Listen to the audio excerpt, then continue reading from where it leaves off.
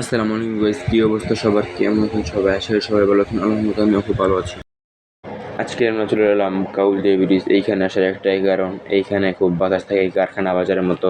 যারা আমার আগের ব্লগ দেখছেন তারা বলতে পারবেন কারখানা কিরকম বাতাস ছিল। আর এখানে আমরা চলে এলাম কাউলদিয়া খামার পাড়ে। কাউলদিয়া শুধু এই খামার পাড় না আসি তাহলে কাউলদিয়া আসাটাই বৃথা আমি মনে করি। আর এই দেখেন কত মাছ, খামার পাড়। মাছ দেখি আর ভিউ করতেছিলাম। খুব বাতাস, দেখেন পিছনে দেখতেই পাচ্ছেন।